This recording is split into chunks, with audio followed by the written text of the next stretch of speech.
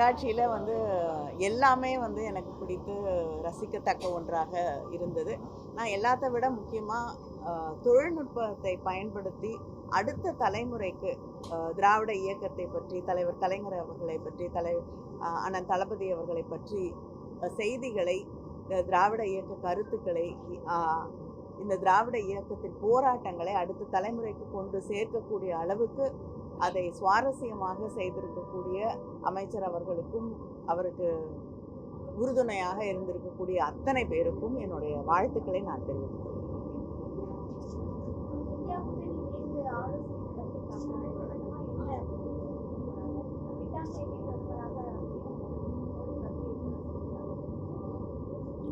நேற்று ஒரு ஆலோசனை கூட்டம் நடத்தப்பட்டது. முதல் கட்டமாக நடந்த ஆலோசனை கூட்டம். அடுத்த கட்டம் ஆலோசனைகளுக்கு பிறகுதான் என்ன முடிவுகள் என்பது மிக தெளிவாக தெரியும்.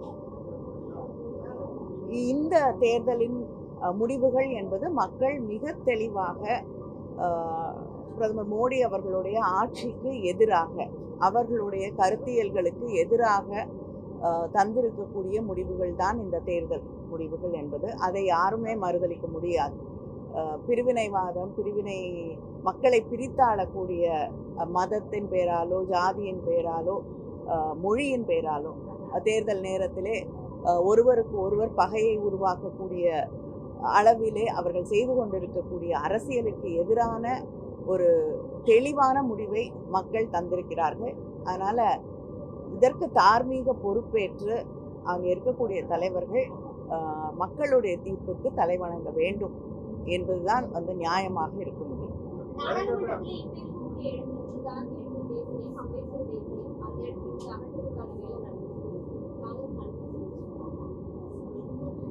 இந்த ஆட்சியில இவங்க அகற்றலைன்னா கூட முடிந்தவரை அவர்களே எழுந்து போயிடலாம் நினைப்பாங்க. அந்த அளவுக்கான ஒரு ஆட்சி தான் நடைபெற்று கொண்டிருக்கிறது.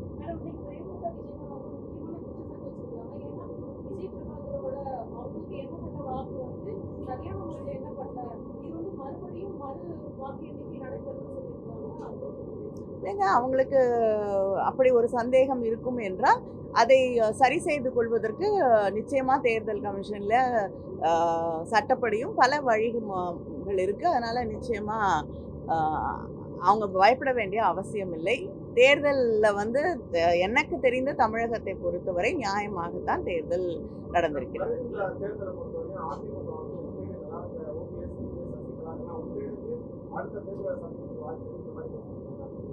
அதான் அந்த கட்சியில் செய்ய வேண்டிய முடிவு. நான் அவங்களுக்கு ஆலோசனை சொல்ல முடியாதுல்ல. சில பேர் என்னை அழைக்கிறாங்க. ஒவ்வொருத்தரும் உடைய கட்சியும் வளர்ப்பதற்கு நான் முடிவுகள் செய்ய முடியாதுல்ல.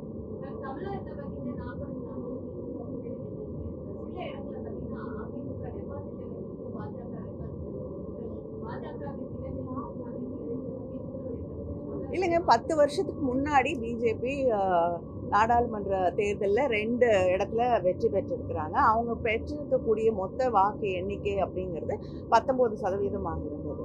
இன்னைக்கு அவங்க பெற்றிருக்கக்கூடிய வெற்றி என்பது எந்த இடத்துலையுமே கிடையாது. பல இடங்களில் கிட்டத்தட்ட ஸ்டார் வேட்பாளர்கள்னு சொல்லக்கூடிய அளவுக்கு இப்போ தமிழிசை போன்றவர்கள்லாம் 12 இடத்துல அவங்க தேர்தலில் போட்டிட்டு இருக்கக்கூடிய அந்த சூழலில் கூட பிரதமர் 10 முறைக்கு மேல் தமிழகத்திற்கு பிரச்சாரம் செய்திருக்கக்கூடிய அந்த சூழலில் திரு அண்ணாமலை அவர்கள் தமிழ்நாடு முழுவதும் சென்று நடைப்பயணம் செய்து பிரச்சாரம் செய்து தென் தமிழகத்தில் ஒரு இடத்துல கூட திமுக ஜெயிப்பதற்கு வாய்ப்பே இல்லை என்று சொன்ன பிறகு இப்பொழுது அவங்க பெற்றிருக்கக்கூடிய வாக்குகள் அப்படிங்கிறது 18% தான். அதனால 10 வருஷத்துக்கு முன்னாடி, அதுவும் ஆட்சி பொறுப்புல மத்தியில் இருந்த பிறகு, கிட்டத்தட்ட எத்தனையோ கோடிகள் செலவு செய்யப்பட்ட பிறகும் அவங்க பெற்றிருக்கக்கூடிய வாக்குகள் என்பது சரிந்து கொண்டிருக்கிறதே தவிர எந்த வளர்ச்சியும் நான் பார்க்கிறேன்.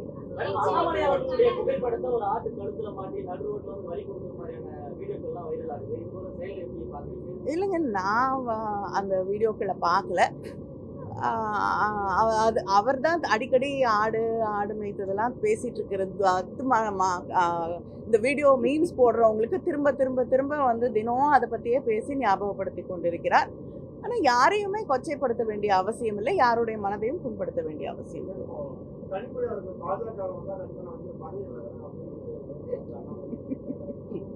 பாஜக பெரியார் வாழ்கன்னு சொல்ல ஆரம்பிக்கட்டும்.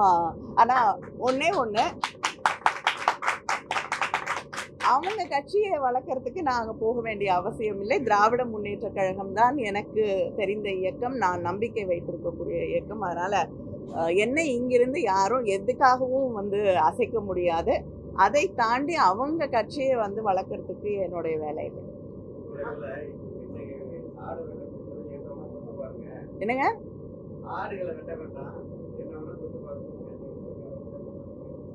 ஆடு வெட்ட வேணா அவரை